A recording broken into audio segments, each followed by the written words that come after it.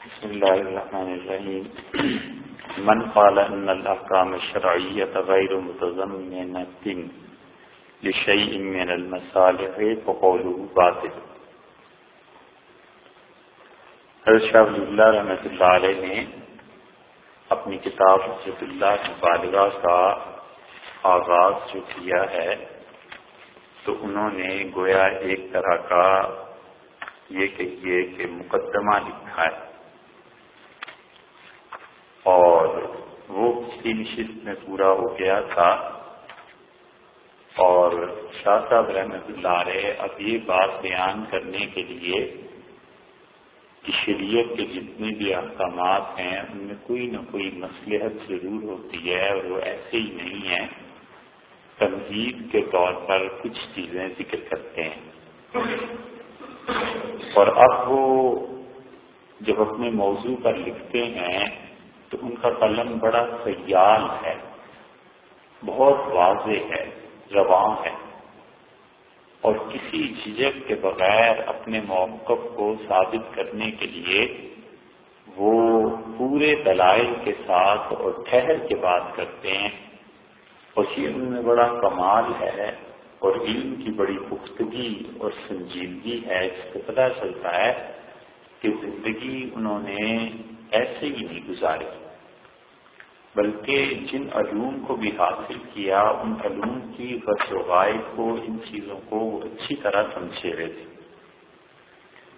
تو شروع اس فکرے سے کیا ہے کہ جن لوگوں کا یہ خیال ہے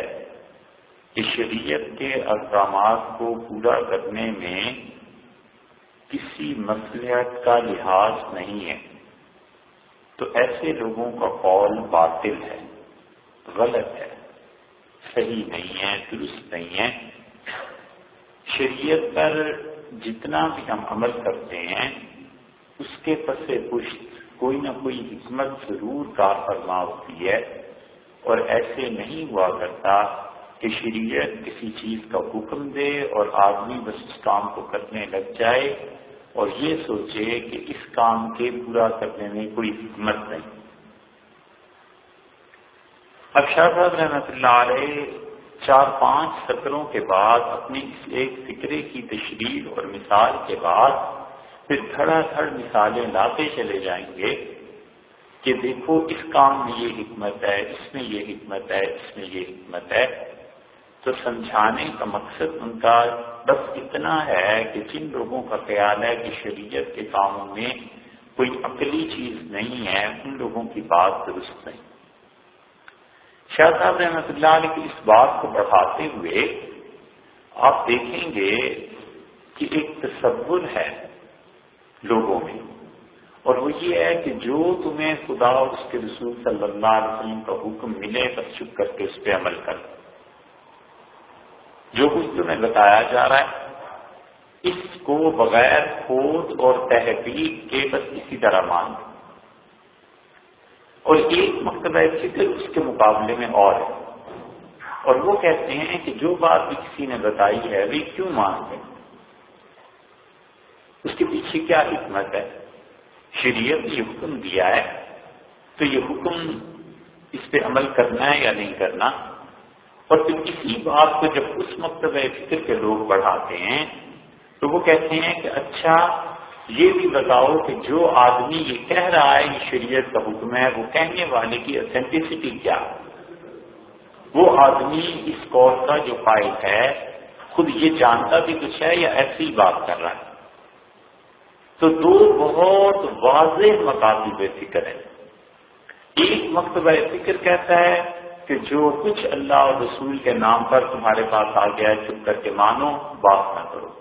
دوسرا کہتا ہے کہ نہیں ہو سکتا، اللہ اور اس کے رسول صلی اللہ علیہ وسلم کے نام پہ جو حکم ہمیں بتایا جائے گا ہم ضرور یہ دیکھیں گے کہ اس حکم میں کوئی عقل کی بات ہے یا ایسی ہی کہتے، اور پھر اس دائرے کو جب وہ بڑھائیں گے تو کہیں گے پہلے تو یہ دیکھو کہ جو آدمی بول رہا ہے سچ بول رہا ہے یا ایسی ہوا میں ویپر کی اڑا رہا ہے۔ پھر وہ اسی دائرے کو وسیع کریں گے اور کہیں گے کہ اچھا صاحب شریعت کا حکم تو آپ نے بتا دیا، کیا آج کے اس موجودہ ماحول میں شریعت کے حکم نافذ ہو بھی سکتا ہے یا نہیں ہو سکتا۔ پھر وہ اس اور دائرے کو بڑھائیں گے اور کہیں گے کہ آج یہ حکم نافذ نہیں ہو سکتا یا ہو سکتا ہے، تو یہ بتائیے کہ شریعت نے کیا اس کے لیے کوئی اور گنجائش بھی دی ہے؟ اور جن لوگوں پر روایت پرستی کا غلبہ ہوتا ہے اور جو محض ظاہری الفاظ پر اڑ جاتے ہیں، وہ اس دوسرے مرتبہ فکر کے شدید مخالف۔ وہ کہتے ہیں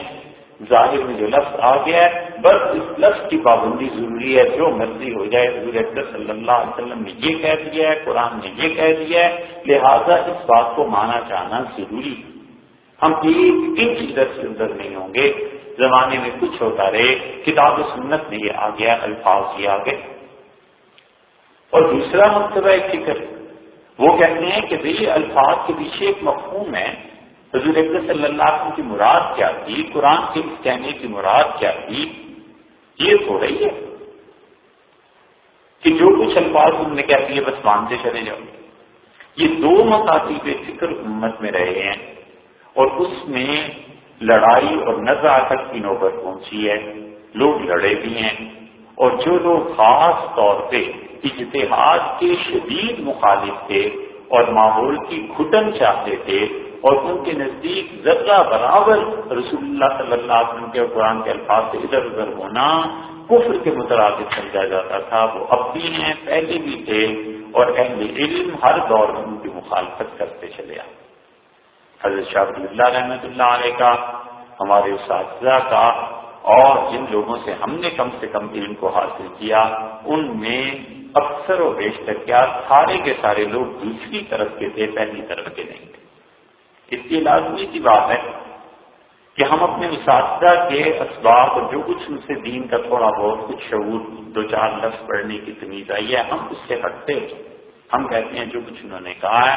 اور اپنی سوچ سمجھ کے مطابق بھی وہ مکتبہ فکر درست ہے اور ٹھیک ہے، ہم قطعاً اس بات کے متحمل نہیں ہو سکتے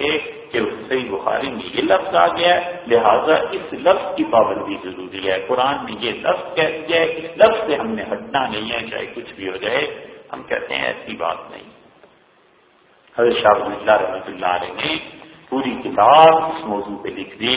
اور امت میں اس آخری دور میں یہ جو 3-4 دماغ پیدا ہوئے ہیں نا، ان کی صدیوں تک نظیر نہیں ملتی۔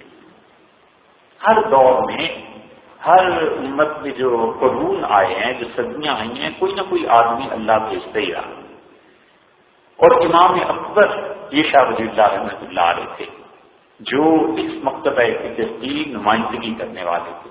اور شاہ ولی اللہ رحمۃ اللہ کے بعد دوسرا بڑا دماغ جو پیدا ہوا ہے وہ تھا محمد قاسم صاحب نانوتوی رحمۃ اللہ علیہ کا۔ ان کی کتابیں اگر کوئی آدمی اٹھا کر پڑھے تو اگرچہ وہ مشکل ہیں لیکن ایک ایک چیز کو وہ عقلاً ثابت کرتے ہیں۔ بڑے بڑے فقہا جن چیزوں پر لکھ جاتے ہیں کہ یہ تعبدی امور ہیں، یعنی یہ صرف عبادت سے تعلق رکھتے ہیں، بس عبادت کرو تمہیں سمجھ آئے نہ آئے، وہاں قاسم نانوتوی رحمۃ اللہ علیہ اپنی کتابوں میں عقل کی بنیاد پر پڑھتے چلے جاتے ہیں، لکھتے چلے جاتے ہیں، لکھتے چلے جاتے ہیں عقل کی بنیاد پہ، اور وہ کہتے ہیں کہ یہ شریعت کے احکامات صرف ایسے نہیں ہیں کہ رسالت نے اسے ہمیں دے دیا ہے، بلکہ عقل بھی یہ تقاضا کرتی ہے کہ اس کام کو کریں۔ تیسرا دماغ ان دونوں کے درمیان بھی کسی حد تک گیا، اور اگر وہ اپنے اس موضوع سے ہٹ نہ جاتے اور اگر وہ اس پہ کام کر جاتے تو اپنے دادا کی کتابوں سے بھی آگے بڑھ کے لکھتے۔ وہ امام محمد اسماعیل شہید رحمۃ اللہ علیہ کا دماغ تھا۔ وہاں اسماعیل شہید رحمۃ اللہ علیہ حضرت سید صاحب رحمۃ اللہ علیہ کے ساتھ جہاد سے چلے گئے، اور بدقسمتی کہ ان کا خون بالاکوٹ کی زمین میں بہہ گیا، وگرنہ وہاں اسماعیل شہید رحمۃ اللہ علیہ اس مسلک کے آدمی تھے۔ انہوں نے جو کتاب لکھی ہے ابقات، اور جو انہوں نے باقی چیزیں لکھی ہیں، شریعت کو عقل کے ذریعے ثابت کرنے میں یہ تیسرا دماغ۔ چوتھا دماغ میں نظر آتا ہے، وہ بہت آسان ہے، اور وہ ہے اگر آپ ملفوظات پڑھیں وہاں شیخ علی صاحب تھانوی رحمۃ اللہ علیہ کے، تو تھانوی نبر اللہ عنہ کو بھی اللہ نے کمال دیا تھا کہ جن چیزوں کو فقہا لکھ دیتے ہیں صرف یہ عبادت کی چیز ہے، حضرت تھانوی نبر اللہ عنہ بھی اسی مقام پہ عقل کی دلیل لاتے ہیں اور کہتے ہیں کہ عقل کا بھی تقاضا یہی ہے کہ ہم یہی کام کریں جو شریعت نے بتایا ہے۔ اور پانچواں دماغ جس کو شہرت حاصل نہیں ہوئی لیکن وہ اس پائے کا دماغ تھا اور علماء کی بامی چپکلش نے اور فرقہ بندی نے اس شخص کو ضائع کر دیا، اور وہ اتنا بڑا دماغ تھا کہ پاکستان بن گیا اور پاکستان میں اسلام آ جائے گا اور یہ ہو جائے گا اور وہ ہو جائے گا، اور وہ اللہ کا بندہ کراچی میں لٹھا اور کپڑا اپنے کندھے پہ رکھ کے بازاروں میں بیچتا رہا۔ وہ علامہ ایوب دہلوی رحمۃ اللہ علیہ کا دماغ، زیادہ لوگ نہیں اسے جانتے، لیکن جو کچھ انہوں نے لکھا ہے تھوڑا یا بہت، وہ پڑھے آدمی اور سنے تو حیرت ہوتی ہے کہ یہ دماغ بھی پیدا ہونا تھا، اور بالکل اس طرح بدل گیا جس طرح گلی میں کنکر اور پتھر دھل جاتے ہیں، کوئی شخص نہیں سنبھالنے والا ہوا، اور آخر پہ پہنچ کے کچھ تھوڑی بہت ہوش بات لوگوں کو آئی۔ ان میں مولانا منتصب الحق قادری بھی ہیں جو شاہ صاحب نورانی کے بڑے قریبی آدمی اور بہت زیادہ متعلق تھا، انہوں نے 200-300 تقریریں ان کی محفوظ کر، تو ان کا رجحان اگرچہ حضور اکرم صلی اللہ علیہ وسلم کی محبت کی وجہ سے زیادہ اس طرف ہو گیا تھا، لیکن تھا وہ بڑا زبردست دماغ۔ تو یہ دو مقامی بے فکر چلتے آئے ہیں۔ ہم یہ کہتے ہیں کہ اگر صرف الفاظ پر ہی اڑنا ہے اور صرف الفاظ ہی کی پیروی کرنی ہے تو اجتہاد ختم ہو جاتا ہے۔ ہم مجتہدین کے اجتہاد کے پابند ہیں، پھر اس کی تقلید کرتے ہیں، کیونکہ ائمہ کے سامنے جب چیزیں آئیں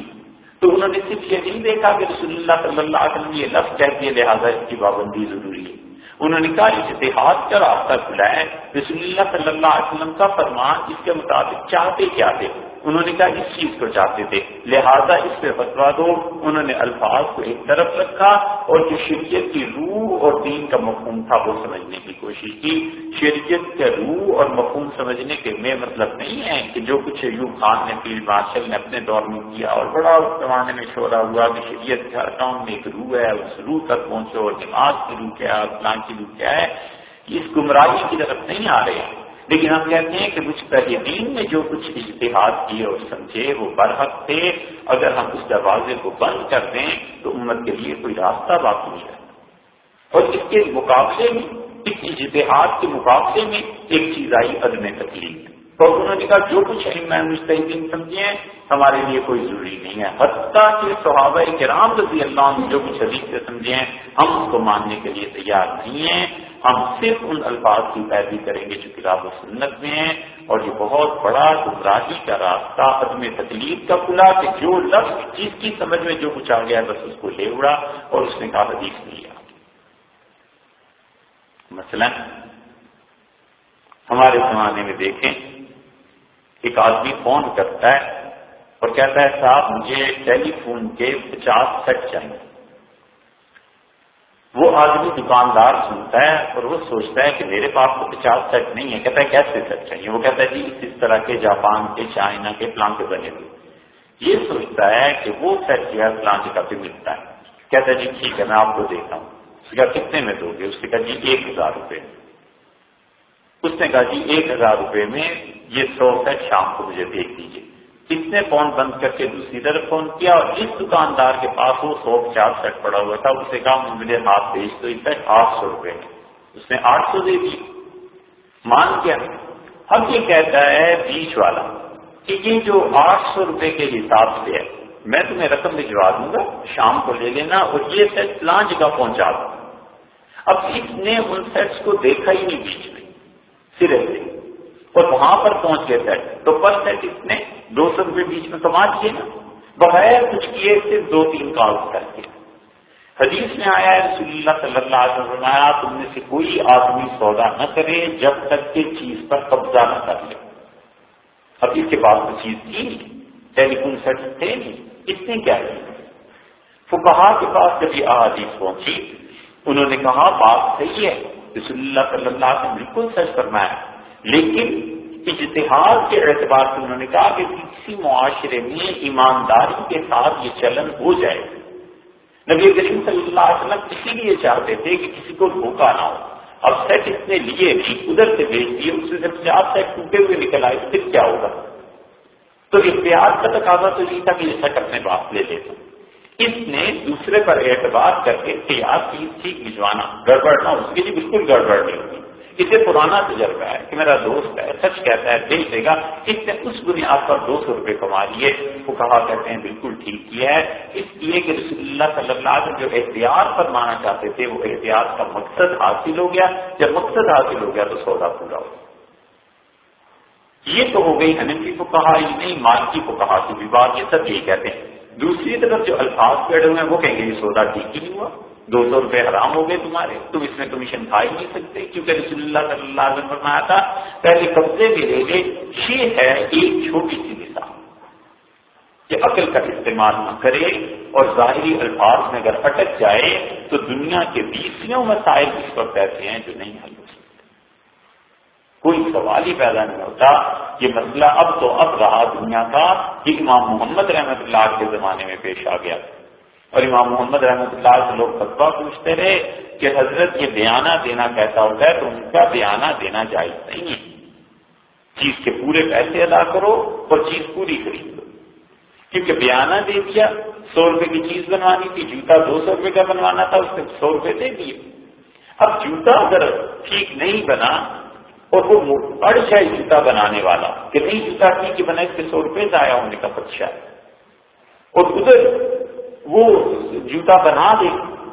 اور یہ لینے نہ آئے تو اس بیچارے کی بھی تو چیز ضائع ہو سکتی ہے نا، دونوں طرف نقصان کا اندیشہ تھا، شریعت نے اس چیز کو منع کر دیا۔ امام محمد رحمۃ اللہ یہی فتویٰ دیتے رہے، اور جب وہ پہنچے خراسان تو انہوں نے دیکھا مارکیٹ میں تو اسی طرح بزنس ہوتا ہے، کاروبار سارے شہروں کے شہر ایسے کر رہے ہیں کہ کچھ پیسے علامت کے طور پہ دے جاتے ہیں اور پھر آگے اپنی چیز دے جاتے ہیں۔ دنیا میں اب تک یہی چل رہا ہے، بیانہ اب تک ہی چلتا ہے، زمین و کاتب کس چیز کا۔ امام محمد رحمۃ اللہ نے فرمایا بھی اب ہمارے نزدیک یہ جائز ہے۔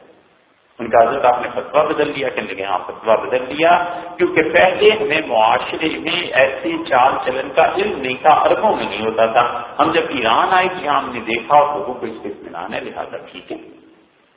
لیکن یہ ایسی خطرناک رہا ہے دوسری طرف کہ اس کی اجازت ہر آدمی کو نہیں دی جا سکتی۔ ہم کہتے ہیں یقینی طور پر اجتہاد قیامت تک رہے گا، نئے مسائل پیش آئیں گے، اس پر بحث کرنی پڑے گی، لیکن اجتہاد وہ کرے اس کا اہل ہے۔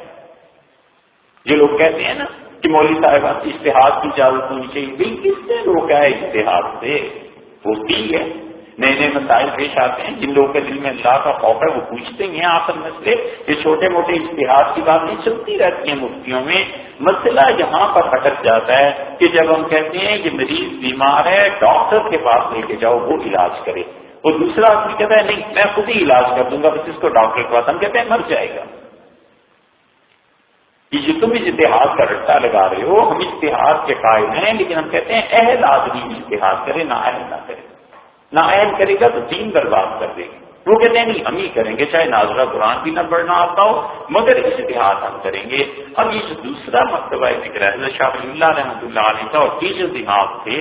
دیکھو قرآن میں کیا بات آئی، اللہ تعالیٰ نے فرمایا ہے کہ جب ہماری آیات پڑھی جاتی ہیں تو لم یخروا علیہا صما وعمیانا، اندھے بہرے ہو کے نہیں گر پڑتے، وہ ہماری آیات کو سوچتے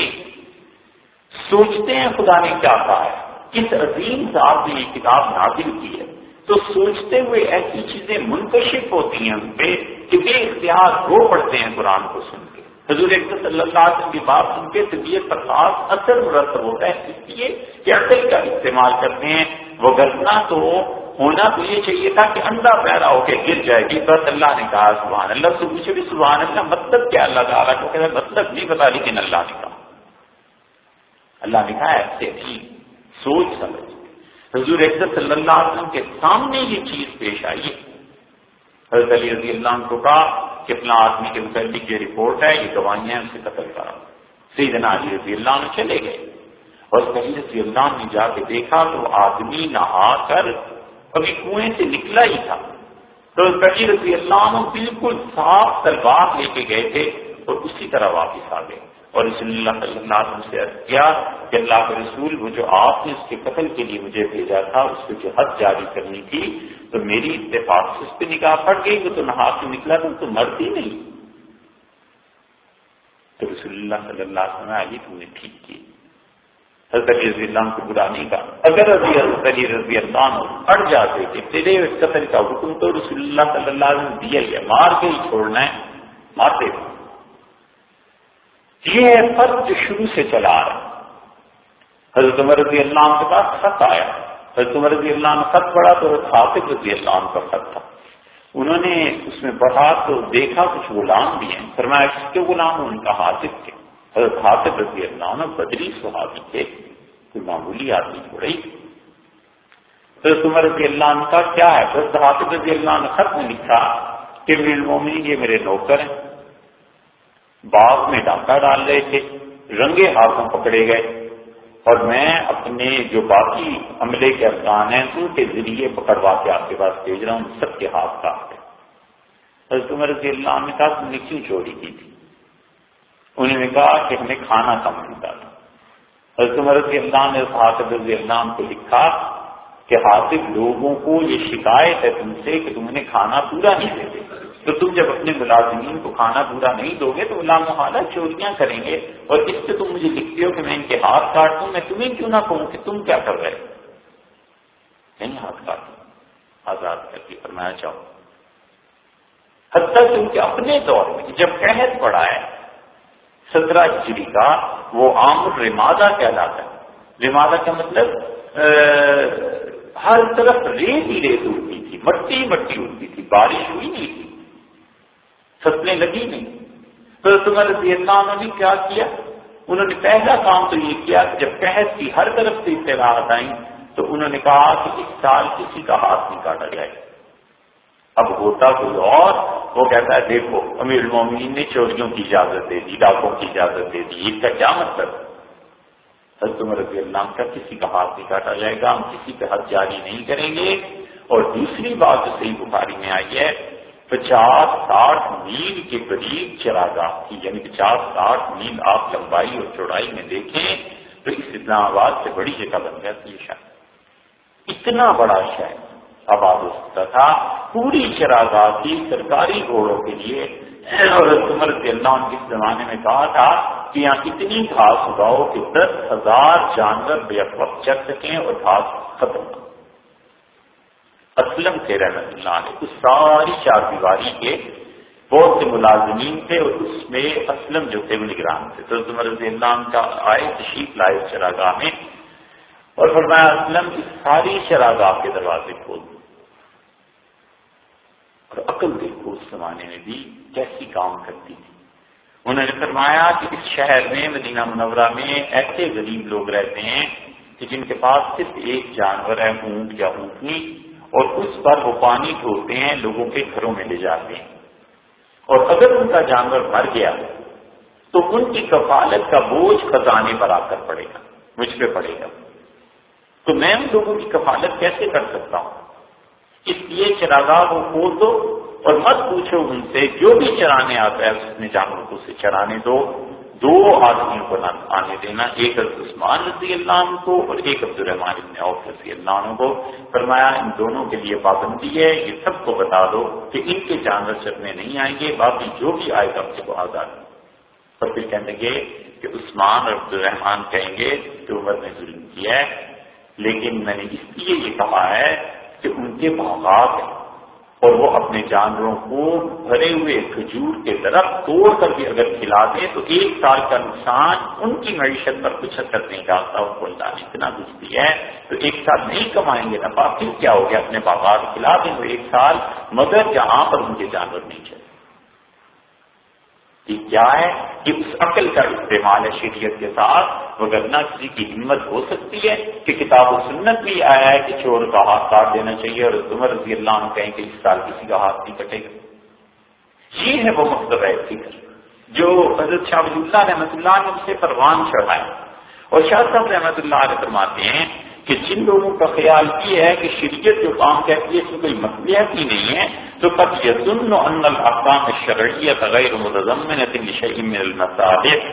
اگر کوئی آدمی یہ سمجھتا ہے کہ شریعت کے احکامات پر عمل ہمیں کرنا ہی کرنا ہے، اس میں کوئی مصلحت نہیں ہے، بس جیسے ہے تم ویسے مانو اور کرو. وَأَنَّهُ لَيْسَ بَيْنَ الْأَعْمَالِ وَبَيْنَ مَا جَعَلَ اللَّهُ جَزَاءً لَهَا مُنَاسِبَةً. ایک غلط فہمی. دوسری جو آدمی غلطی سے یہ سمجھتا ہے کہ اعمال اور ان کی جزا کے درمیان مناسبت نہیں، یہ بھی بڑا معرکۃ الآراء مسئلہ. شریعت یہ بتاتی ہے کہ آدمی جیسا کام کرتا ہے اسی طرح کی جزا سے دی جاتی ہے. اللہ کی طرف سے سزا بھی ایسی ہوتی ہے اور اللہ کی طرف سے ثواب بھی ایسے ہی ہوتا ہے. قرآن میں بھی آیا ہے، اللہ تعالیٰ نے فرمایا کہ موسیٰ اور خضر علیہ السلام ایک بستی میں گئے، کھانا انہوں نے مانگا، انہوں نے نہیں دیا. تو جب نکلنے لگے وہاں بستی میں ایک دیوار کی ہوئی تھی، یرید ان ينفض فاطاع، تو ان دونوں نے مل کے اس دیوار کو بنا دیا. تو موسیٰ علیہ السلام نے سوچا کہ تو انہوں نے کھانا نہیں دیا، بستی والے ایسے ظالم نکلے، اوپر سے یہ دیوار بنا دی، تو اتخذت علیہ اجرا، حضرت اس کو کوئی اجرت ہی لے لے، ویسے ہی کچھ مل جاتے، کھانا کھاتے. تو انہوں نے کہا ھذا فراق بینی و بینک، یہ میرے اور تمہارے درمیان علیحدگی ہے. یہ دیوار جو بنائی اللہ تعالیٰ نے کیا کہا؟ اللہ نے فرمایا کہ دیکھو بات یہ تھی کہ کانتا کنز لہما، اس دیوار کے نیچے ایک خزانہ گڑا ہوا تھا، دفن تھا. فرض کر لیجیے 13 انچ کی دیوار تھی، تو اس کے نیچے جو زمین تھی اس میں کسی نے خزانہ دبا دیا. اور اللہ تعالیٰ نے فرمایا کانا ابوہما صالحا، اس کا باپ بڑا نیک آدمی ہے. غلامین یتیمین فی المدینہ، اس شہر میں 2 یتیم بچے رہ گئے تھے، اور اس نے مرنے سے پہلے اپنی تمام جمع شدہ پونجی اس دیوار کے نیچے دبا دی اور اوپر دیوار تعمیر کر دی تاکہ دیوار کی وجہ سے وہ خزانہ محفوظ رہے. دیوار گرے گی تب کوئی دیکھے گا کچھ ہے کچھ نہیں ہے، اتنے میں میرے بچے جوان ہو جائیں گے اور وہ اس پیسے کو لے لیں گے. اللہ نے کہا کہ ان کے باپ نے صالح تھا، دین کی حفاظت کی، ہم نے اس کی دنیا کی حفاظت کروا. اور اللہ نے 2 کم سے کم ایک تو پیغمبر موسیٰ علیہ السلام جیسے جلیل القدر پیغمبر خدا نے اس کام پہ لگا دیا کہ دیوار بناؤ، اس لیے کہ جو کچھ باپ نے کیا تھا اللہ نے ویسی ہی جزا اس کی اولاد کے لیے مقرر کر دی. اور شریعت میں متعدد جگہ رسول اللہ صلی اللہ علیہ وسلم نے فرمایا فرشتے تھپڑ مارتے ہیں اور کہتے ہیں کہ عورتیں جو تجھے رو رہی ہیں کیا تو ویسے ہی تھا؟ وہ عورت کہتی ہے واہ شمساؤ، ہائے میرا بھائی چاند جیسا. فقہا نے کہا کہ جو پسند کرتا ہے کہ اس پہ رویا جائے اسے تھپڑ پڑتے ہیں، کیونکہ وہ یہ پسند کرتا ہے کہ مرنے کے بعد جب ماتم ہو بین ہو تو اس کا نام بڑا ہو اور لوگ جانیں کہ اتنا بڑا آدمی تھا، وہ چاند جیسا تھا، سورج جیسا تھا. تو اپنی کبر میں، اپنے دل کے تکبر میں مبتلا ہے. فرشتے اسی لیے مارتے ہیں اسے اور کہتے ہیں کہ اچھا یہ چیز کر رہے تھے. اسی طرح ایک تیسری چھوٹی سی مثال آپ دیکھیں کہ اعمال کی جزا اعمال کے قریب قریب ہی ہوا کرتی ہے. یہی حال گناہوں کا ہے، جو جیسا گناہ کرتا ہے خدا اس کی قریب قریب کی سزا ہی اسے دیتا ہے. تو جزا اور سزا اعمال کی جنس سے ہوا کرتے ہیں. یہ بڑا معرکۃ الآراء مسئلہ ہے اور کمال کی وکالت کی ہے شاہ صاحب رحمۃ اللہ علیہ. شاہ صاحب نے 2 اعتراض کیے. کہتے ہیں جن لوگوں کا خیال یہ ہے کہ شریعت کے احکامات میں کوئی عقلی بات ہی نہیں ہے، اور جو یہ کہتے ہیں کہ اعمال اور ان کی جزا میں مناسبت نہیں ہے، تو دیکھو ان کی مثال کیسے ہے. پھر شاہ صاحب نے مثال دی. ایک تیسری مثال آپ سے عرض کر رہے تھے کہ جیسا عمل ہوتا ہے اسی کے قریب قریب کی جزا اللہ تعالیٰ دے دیتا ہے. مثلا ایک آدمی مال کو بٹور کے رکھتا ہے، زکوٰۃ ادا نہیں کرتا. رسول اللہ صلی اللہ علیہ وسلم کی آمد میں اس کا یہ مال سانپ کی صورت میں اس کے گلے میں ڈال دیا جائے گا. تو مال کو اس نے اس لیے رکھا تھا کہ اپنے جسم کی حفاظت کر سکے، مال کی حفاظت کر سکے، لوگوں میں کبر اور بڑائی کا اظہار ہو. اتنی یہ حویث بڑھ گئی کہ زکوٰۃ بھی نہیں دی. اللہ نے ویسے ہی قریب قریب اس کے سزا دی. کیا صاحب کہتے ہیں کہ بات یہ ہے کہ مسئلہ تکلیف بالشرائع، جن لوگوں کو یہ 2 غلط فہمیاں ہیں نا، ان کی مثال ایسی ہی ہے جو شریعت کے بارے میں یہ سمجھتے ہیں کہ اس کے حکموں پر عمل کرنے میں عقل کا کوئی دخل ہی نہیں ہے اور کوئی مصلحت ہی نہیں ہے. کمثل سید، جیسے ایک آقا ہے، اراد ان یخبر طاعت عبدہ، اس نے چاہا کہ وہ امتحان لے کہ اس کے نوکر اس کے وفادار ہیں یا نہیں. فامر برفع حجر، تو اس نے کہا یہ پتھر اٹھاؤ. پھر اس نے امتحان کی خاطر اپنے نوکروں سے کہا لم تشجرۃ، اس درخت کو ہاتھ لگا کے آؤ. مما لا فائدۃ فیہ غیر الاختبار، اس پتھر کے اٹھانے میں اور اس درخت کو ہاتھ لگا کے جو نوکر واپس آ رہا ہے، اس میں فائدہ کیا واقع ہے؟ اس میں کیا حکمت ہے؟ شاہ صاحب کہتے ہیں غیر الاختبار، بس یہی حکمت ہے کہ وہ امتحان لینا چاہتا ہے کہ نوکر میری بات مانتے ہیں یا نہیں مانتے۔ فلما اطاع واطاع، تو جس نوکر نے بات مان لی اور جس نے نہیں مانی، جوزی بعملہ، اس کے ساتھ مالک ویسے ہی سلوک کرے گا۔ ایک آدمی نے 2-4 نوکر رکھ لیے، اب وہ اس کے دل میں شبہ پیدا ہوا کہ پتہ نہیں میری بات مانتے ہیں یعنی، اس نے کہا چلو یہ پتھر اٹھاؤ، چلو اس درخت کو ہاتھ لگا کے، وہ بھاگا درخت کو ہاتھ لگا کے آ گیا، ایک نے پتھر اٹھا کے واپس رکھ دیا، دوسرے نے کہا جی اس کی آپ کا مطلب کیا ہے؟ تو اس نے کہا اچھا تم میری بات نہیں مانتے لہذا تم نکل جاؤ، اور یہ مانتا ہے یہ رہے گا۔ شاہ صاحب کہتے ہیں جو سمجھتے ہیں کہ شریعت ایسی ہے کہ اللہ محض ایسی امتحان ہی دینا چاہتا ہے اپنے بندوں کا کہ نماز پڑھ لو، روزہ رکھ لو، خدا صرف یہ دیکھنا چاہتا ہے کہ میری اطاعت کون کرتا ہے، وَهَذَا ظَنٌّ فَاسِدٌ، یہ ہے ظَنٌّ فَاسِدٌ، فساد والا خیال۔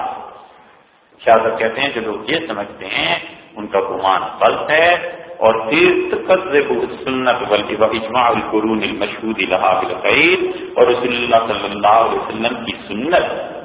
اور امت میں وہ قرون جن کے متعلق شہادت کی گئی ہے کہ وہ سارے خیر پر مشتمل تھے، سب کے سب اس نظریے کی تردید کرتے ہیں۔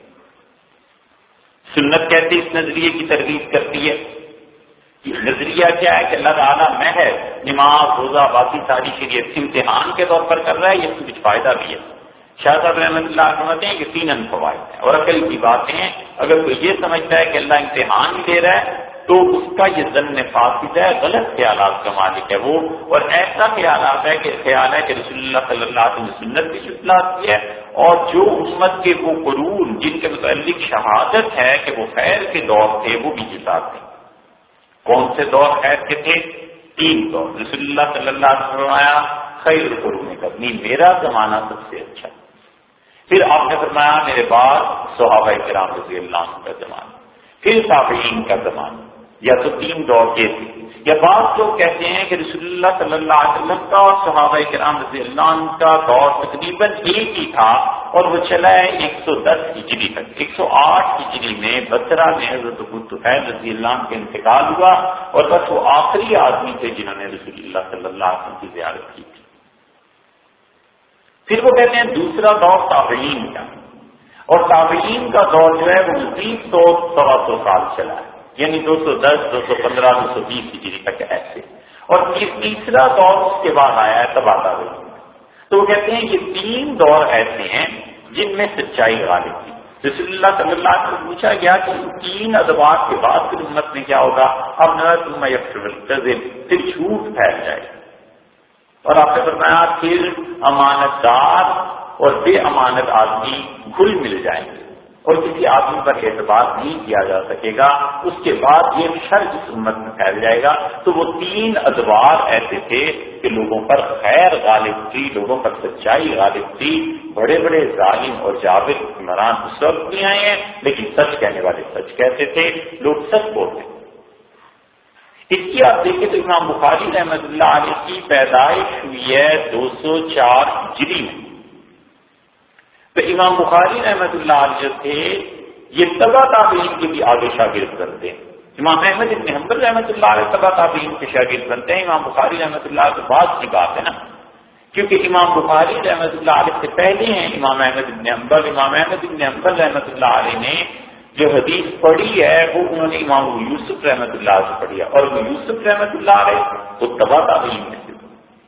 تابعین میں بڑی ہستی امام ابو حنیفہ رحمۃ اللہ علیہ کی تھی، وہ انہوں نے ان کے شاگرد تھے، اور امام ابو یوسف رحمۃ اللہ علیہ کے دادا کے صحابی،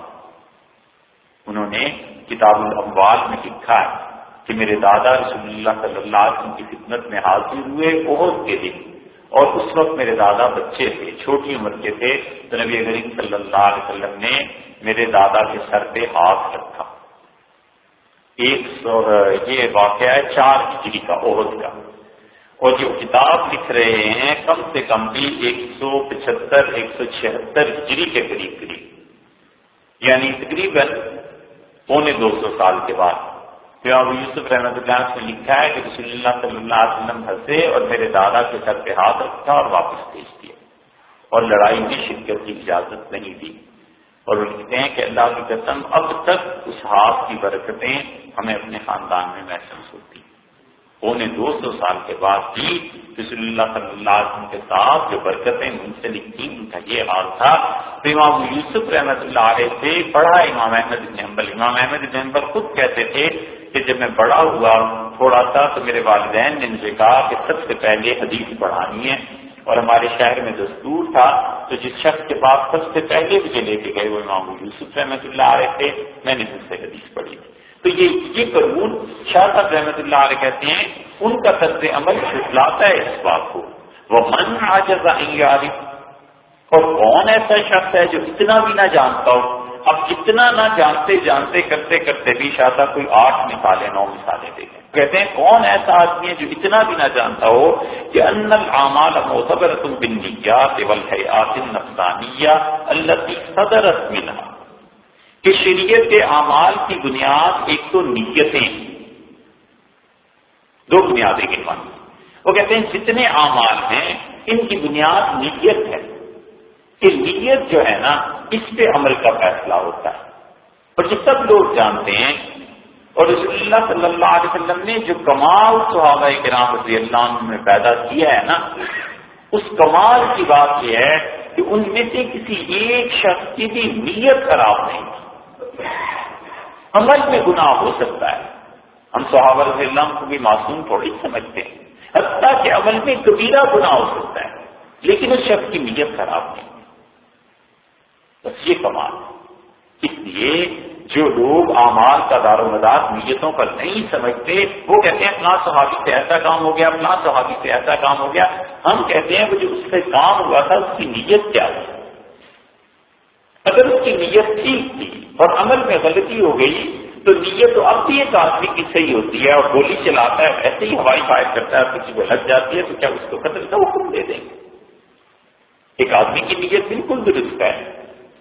وہ انسان نرم تکیہ رکھتا ہے کیونکہ اسے نیند آرام سے آتی ہے اور کہتا ہے آرام سے سوؤں گا تو صبح نماز کے لیے اٹھوں گا. اب دوسرا آدمی کہتا ہے کہ یہ عیاشیاں اور یہ چیزیں، تو اس انسان کی نیت پہ تو کوئی شک نہیں کر سکتا، اس لیے کہ نیت تو اس کی اور اللہ کے درمیان ہے. فعل قابل اعتراض ہے تو وہ بھی اس وجہ سے کہ اس کی نیت کا علم نہیں ہے. رسول اللہ صلی اللہ علیہ وسلم نے یہ کمال پیدا کر دیا تھا صحابہ کرام رضی اللہ عنہم میں کہ ان کے آپس میں لڑائیاں تک ہوئی ہیں، خون ایک دوسرے کے باہر نہیں ہے، لیکن نیت کسی کی غلط نہیں. اس نیت کا اندازہ اس سے لگاؤ کہ خط لکھا گیا،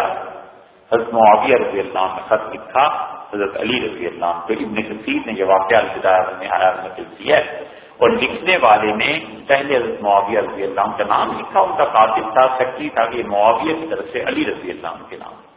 تو حضرت معاویہ رضی اللہ عنہ سے ڈانٹ دی اور فرمایا امیر المومنین سیدنا علی رضی اللہ عنہ کا نام پہلے لکھو. اس نے کہا کمال ہے، آپ کو اتنے اختلافات ہیں ہم سے، ان کا اختلاف اپنے مقام پہ،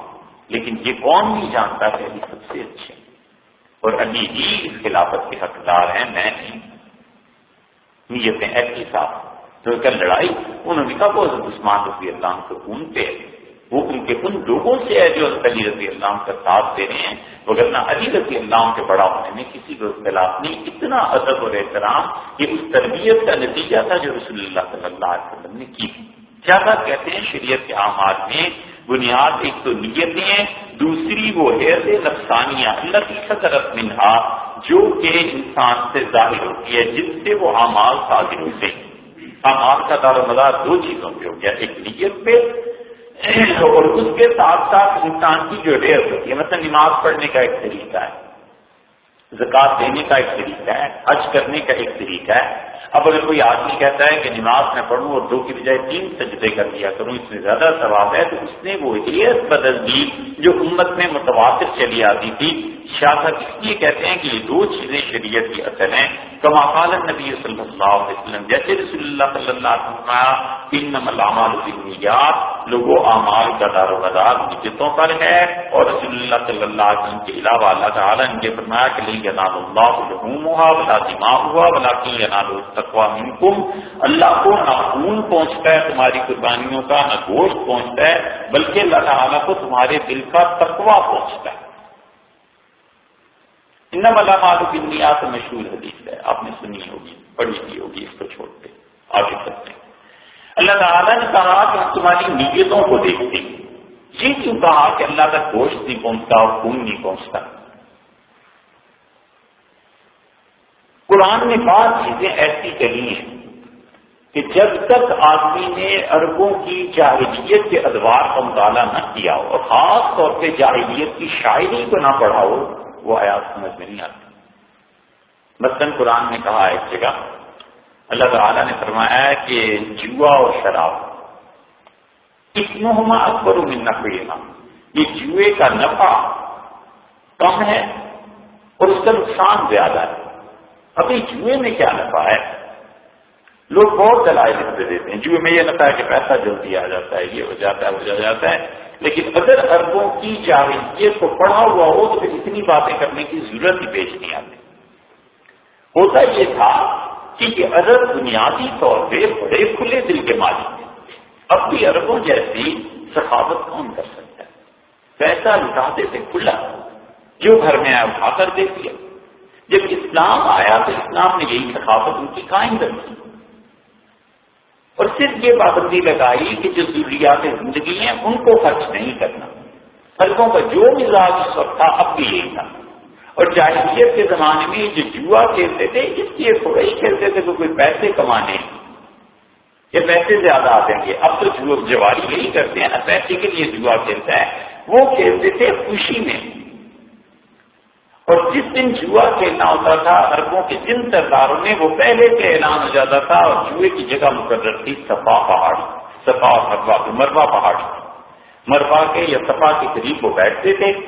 جوئے کا اعلان ہو جاتا تھا اور جوئے میں لگتے تھے تو جو سردار جیت جاتا تھا، اعلان کا مقصد یہ ہوتا تھا کہ جتنے غریب غربا کے مختلف قبیلوں کے سب پہنچ جاتے تھے کہ مہینے کی چاند کی فلاں تاریخ کو جوا کھیلا جا رہا ہے، اور جتنے آتے تھے جو کچھ جوا جیتتا تھا وہ سب اسی وقت غریبوں میں تقسیم کر کے چلا جاتا تھا، یار سب کپڑے چھاپ خود کچھ نہیں لے جاتا تھا۔ اس لیے اللہ نے کہا کہ یہ جو جوا ہے نا اس میں نفع ہے، نفع تو غریبوں کا ہے، اور یہ نیکی سمجھتے تھے اسے کہ غریبوں کی مدد کرنی چاہیے۔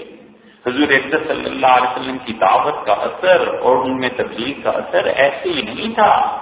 حتیٰ کہ ان میں کٹڑ سے کٹڑ مشرک آدمی بھی جس نے مسلمان کا خون بہایا ہے، اس کے دل میں بھی یہ چور چھپا ہوا تھا کہ محمد صلی اللہ علیہ وسلم جو کچھ کہتا ہے یہ سچ کہتا ہے، یہ ایسے ہی نہیں ہے بات، ہم اڑ گئے ہیں، غرور میں پڑ گئے ہیں، کبر میں پڑ گئے ہیں، اپنی انا اور اپنی بڑائی قائم رکھنے کے لیے سستی کی مخالفت کر رہے ہیں، لیکن یہ آدمی غلط نہیں۔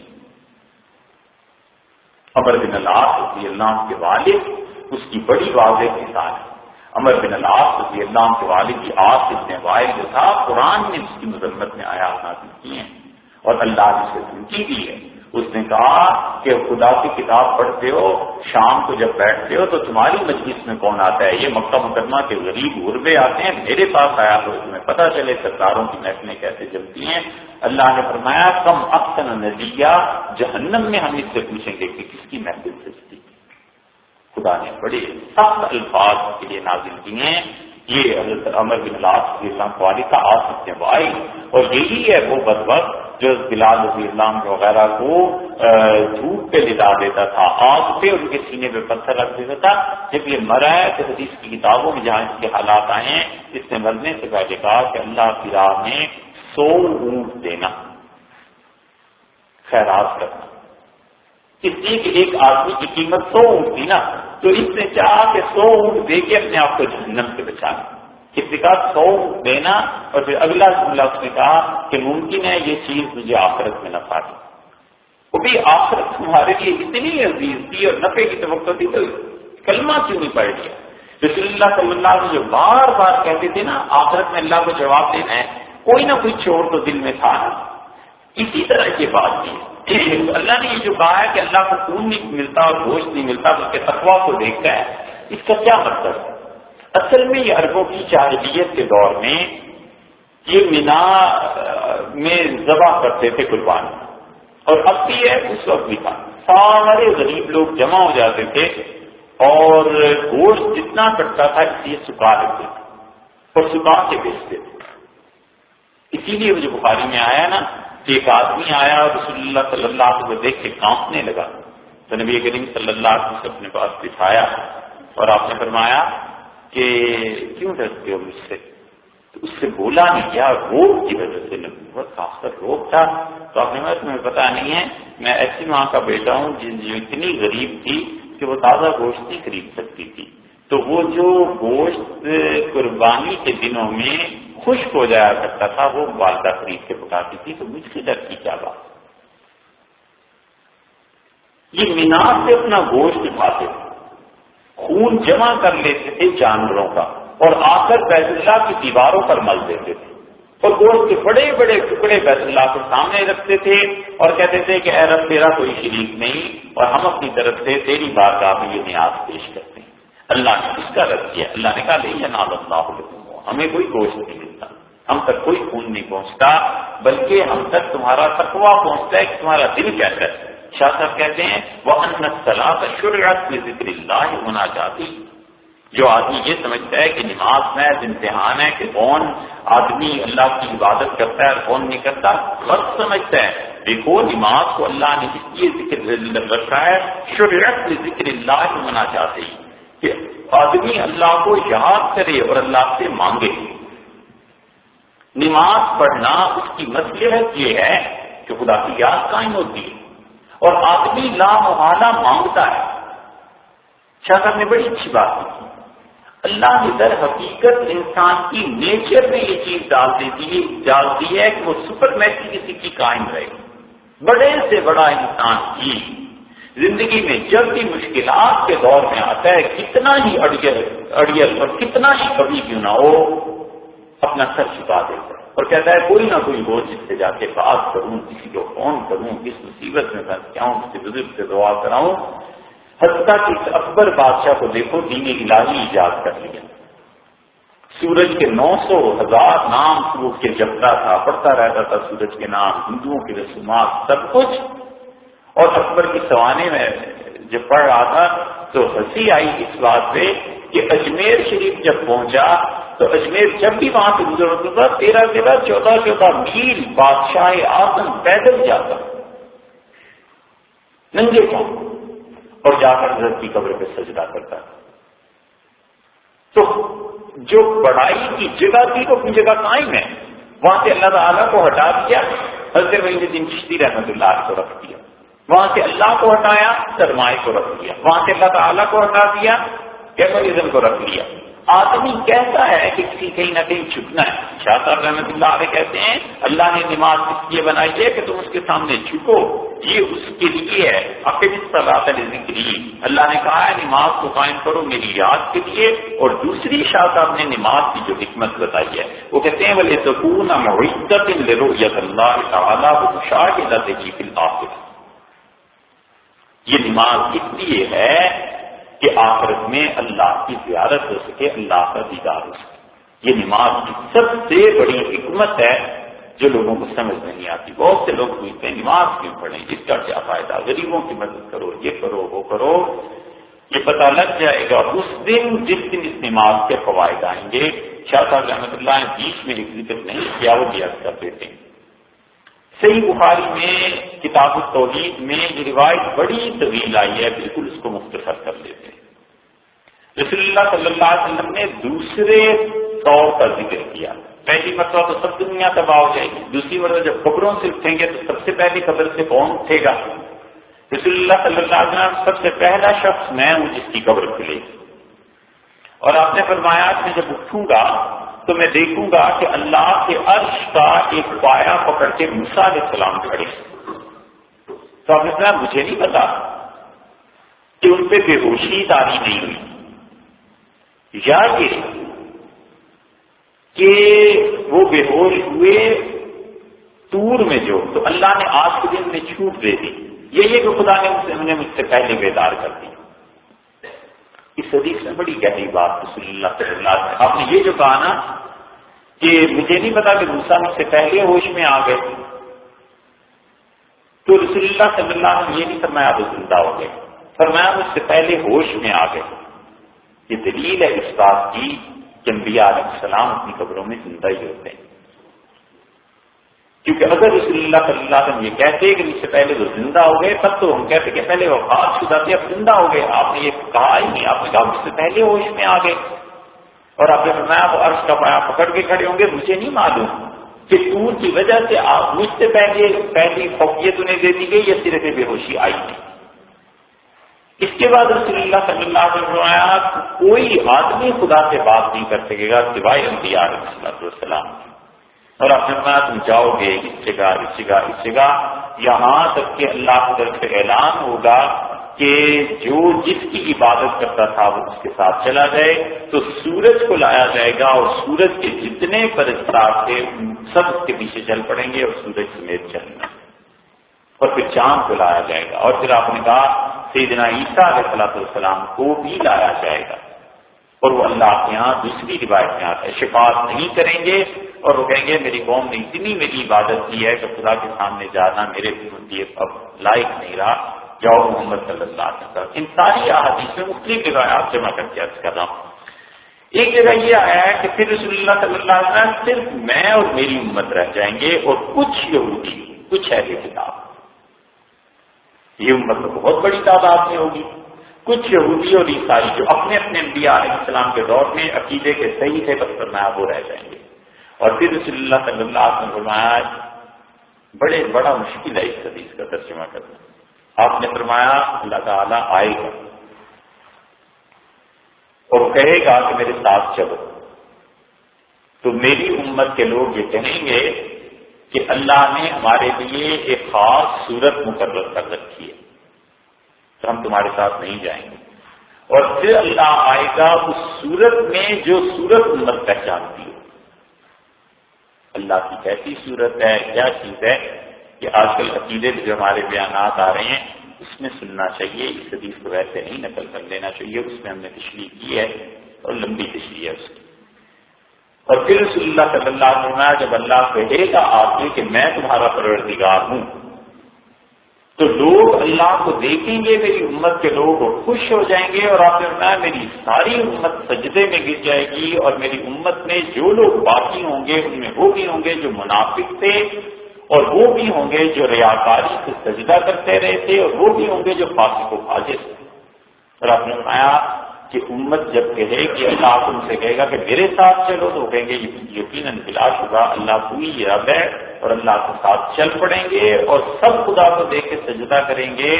سوائے وہ لوگوں کو جو دنیا میں نماز نہیں پڑھتے۔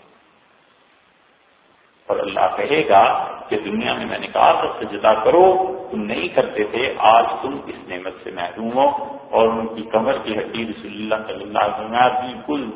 پکڑ جائے گی، یعنی یہ اصلاح ہوتی ہے حتیٰ کہ وہ گر جائے گا اور سجدہ نہیں کر سکے۔ یہ ہے شاہ صاحب رحمۃ اللہ اس طرف اشارہ کیا۔ اور دوسری چیز جو حضرت نے ذکر نہیں کی ہے اس کے بعد حدیث میں آئی ہے، پھر رسول اللہ صلی اللہ علیہ وسلم میری امت اور میں اللہ کے پیچھے چل پڑیں گے، اور آپ نے فرمایا پھر جہنم پہ پلسرات لگا دی جائے گی، اور جہنم سے کینچیاں نکلیں گی آنکڑے، اور وہ جس کو پڑے گی پکڑ کے اٹھا کر اپنے اندر کھینچ کے لے جائیں گے، اور جس نے جو کرتوت کیے تھے، اور پھر کچھ ایسے لوگ ہوں گے جو پہلے حلے میں پہلے والے میں پلسرات کو عبور کر جائیں گے، اور اپنا وہ میں ہوں گا اور میرے ساتھ لوگ تھے میرے طریقے پہ چلتے رہے، ہم جنت میں پہنچ جائیں گے، اور پھر رسول اللہ صلی اللہ علیہ وسلم واپسی ہوگی، اور پھر میں شفاعت کرنا شروع کروں گا، اور اللہ تعالیٰ بلائیں گے انبیاء علیہ السلام کی سفارشیں، میری شفاعت، اور پھر مجھے کہیں گے کہ اچھا جائیے، اور آپ دیکھیے آپ کی امت میں کون لوگ رہ گئے ہیں، پھر جائیں گے، پھر حتیٰ کہ مجھے کہیں گے کہ آپ اپنی امت میں سے اس آدمی کو دیکھیں جس کے دل میں ایک سرخ چیونٹی کے برابر کی کوئی خیر کی نیکی کی ایمان کی رسی کوئی باقی ہے، کوئی رمق ہے، اس سے بھی نکال۔ رسول اللہ صلی اللہ علیہ وسلم میں اس سے بھی نکالوں گا، اور پھر اللہ تعالیٰ کے پاس جنتی آئیں گے میری امت میں اور کہیں گے کہ اللہ اس جہنم میں یہ لوگ ہیں یہ ہمارے ساتھ نماز پڑھتے تھے، خدایا یہ لوگ ہیں انہوں نے ہمارے ساتھ حج کیا، اللہ یہ لوگ ہیں جو خیرات کرتے تھے، اور رسول اللہ صلی اللہ علیہ وسلم میرے امتیوں کو اللہ کہے گا کہ یہ منافق تھے، تو تم ایسے خدا سے جھگڑو گے جیسے تم کسی ایسے شخص سے جھگڑتے ہو جس نے تمہارا قرض دینا، اور تم اڑ جاؤ گے اس بات کے خدایا یہ ہمارے دوست تھے انہیں نکالتے، تو اللہ تعالیٰ کہے گا اچھا انہیں بھی بھیجو، اور پھر جب سب کو لے جائیں گے تو پھر ہے وہ رحمت کی بات۔ رسول اللہ صلی اللہ علیہ وسلم اللہ کہے گا کہ شفان نبیون انبیاء علیہ السلام نے میرے سامنے سفارش کی، پھر اللہ کے نیک بندے آئے، پھر شہداء آئے، پھر علماء آئے، ہر کوئی لے گیا جس تک اس کی بات تھی، وبقي ارحم الراحمین، اور اب تو میں باقی رہ گیا ہوں جو سب سے زیادہ رحمت کرنے والا۔ تو خدا اپنا ہاتھ جہنم میں ڈالے گا اور 1 یا 2 یا 2.5 لکھ کے برابر، تینوں روایات آئی ہیں، ان 3-2.5 لکھوں کے برابر اللہ جہنمیوں کو نکالے گا، اور اللہ کہے گا یہ ایسے لوگ ہیں جن کے دل میں اتنا تھوڑا ایمان تھا کہ تم لوگوں کو پتہ نہیں چلا، اور رسول اللہ صلی اللہ علیہ وسلم نے جنت میں بھیج دیا جائے گا۔ اب پہچانے کیسے جائیں گے؟ فرشتوں کو جب حکم ہوگا کہ نکالو، وہ بادشاہ سب نے نہیں۔ حدیث میں آیا ہے رسول اللہ صلی اللہ علیہ وسلم فرشتے جہنم میں جائیں گے، اور جب میں کہوں گا کہ یہ میرا امتی ہے، یہ ہے، اور جب تم کہو گے کہ یہ ہمارے ساتھ نماز پڑھتا تھا، یہ نماز پڑھتا تھا، تو جہنم کی آگ پہ اللہ نے یہ حرام کر دیا ہے کہ وہ آدمی کے ان نشانات کو جسم سے کھا لے جن نشانات کو سجدے کی وجہ سے داغ لگے، جیسے پیشانی پہ، جیسے گھٹنوں پہ، ٹخنوں پہ یہ داغ پڑ جاتے ہیں، یہ جگہ جہنم کے لیے حرام ہوگی، اور فرشتے انہیں دیکھ کر نکال لیں گے۔ اسی طرح دوسری حدیث میں آتا ہے کہ قبر میں عذاب ان جگہوں پر نہیں ہوگا، تو یہ جو نماز ہے قبر کے عذاب سے بھی نجات کا باعث بنی، جہنم میں فرشتوں کی پہچان ہوگی، وہاں بھی بچت ہو گئی، اور اسی طرح فرشتوں نے پہچان لیا۔ شاہ صاحب نے یہ نہیں لکھا، لیکن وہ جو اللہ کی رویت ہے اور اللہ کی زیارت ہے اور خدا کا دیدار ہے، رسول اللہ صلی اللہ علیہ وسلم بس جو دنیا میں نماز نہیں پڑھتے تھے یا پڑھتے تھے تو لوگوں کے دکھاوے کے لیے پڑھتے تھے، وہ خدا کو دیکھ کر بھی سجدہ نہیں کر سکیں گے۔ شاہ صاحب کہتے ہیں تم کہتے ہو کہ نماز، یہ کیا لوگ اتنا بھی نہیں جانتے کہ نماز تو اس وجہ سے پڑھنا بھی ضروری ہے کہ آخرت میں مشاہدہ جو ہوگا اس کی تیاری ہے، کما قال رسول اللہ صلی اللہ علیہ وسلم، جیسے رسول اللہ صلی اللہ علیہ وسلم فرمایا، یہ وہی حدیث کے الفاظ ہیں جو بھی آپ نے عرض کی ہے، سترون ربکم کما ترون ھذا القمر، رسول اللہ صلی اللہ علیہ وسلم فرمایا تم قیامت میں اپنے رب کو ایسے ہی دیکھو گے جیسے تم چاند کو دیکھتے ہو، لا تضامون فی رؤیتہ، اور چاند کے دیکھنے میں جس طرح تمہیں کوئی دقت نہیں ہوتی اسی طرح تم خدا کو دیکھو گے۔ فَإِنِ اسْتَطَعْتُمْ أَلَّا تَغْلِبُوا عَلَىٰ ثَلَاثٍ، تو تم سے اگر ہو سکے تو میری امت کے لوگوں 2 وقتوں کی نماز نہ چھوڑنا، قبل طلوع الشمس، سورج کے طلوع ہونے سے پہلے کی نماز، یا تو فجر مراد ہے یا تہجد مراد ہے، وصلاۃ قبل غروبہا، اور وہ نماز جو پڑھی جاتی ہے سورج کے ڈوبنے سے پہلے، یعنی رسول اللہ صلی اللہ علیہ وسلم ایک فجر اور ایک عصر، یہ نمازیں نہ چھوڑنا، تاکہ تم میں